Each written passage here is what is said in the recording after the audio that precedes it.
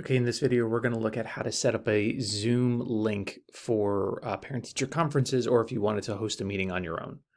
So you're in a Chrome browser. We're going to go to zoom.us for your website, and it'll take you to this main page here. Because you joined the Notre Dame account, this process should work. We're going to sign in. And then instead of typing in your email information, we're going to sign in with Google. I'm going to choose this account here. Your personal or your Notre Dame email should then appear. All right, this should be then your main dashboard. You may not have as many features here, but you'll at least have these setups over on the side. We're already in meetings, and we're going to go to schedule a meeting. We can call the meeting, let's say, parent-teacher conferences. You don't have to enter in a description, but we're going to put in a date. In this case here, parent-teacher conferences start on the 22nd, and they start at 10 a.m. We can meet longer for this time, but we can just put down 6 hours. That's quite all right. Okay. We can leave time zone.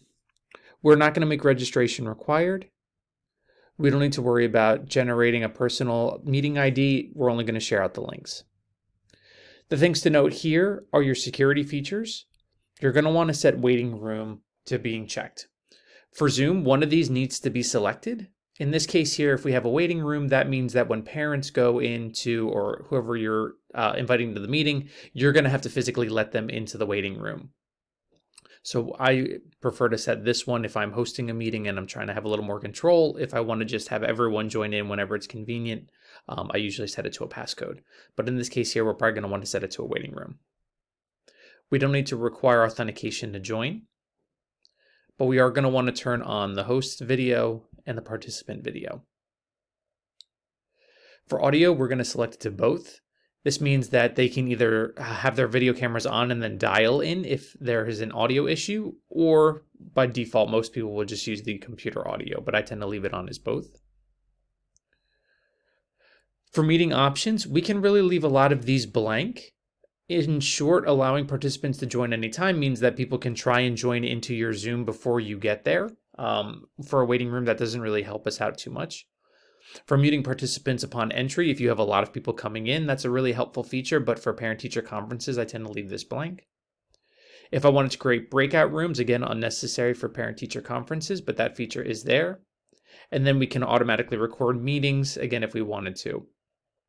This last one, approve or block entries from people from specific countries. Again, not really necessary for parent-teacher conferences, but if you're holding larger meetings, that is something nice. And then we don't have any alternative hosts. So we're going to click Save. And then a couple of really nifty features are in play here now. So first things first, the invite link. This is going to be the link that you're going to want to share with me, with Tyler. And that's going to be the thing that we're going to post out to all of the parents so that when it's their time to join your meeting, they'll just click on that link. That would also be a link that I'd recommend you hold on to. But note that just because you've created this link now, if you go into your meetings tab when you first log into Zoom, you'll notice that your parent-teacher conferences link will automatically be here already. When it comes to actually starting the meeting, you can start it directly from here, or at the time of the meeting, you can just go to the link that you had already given me.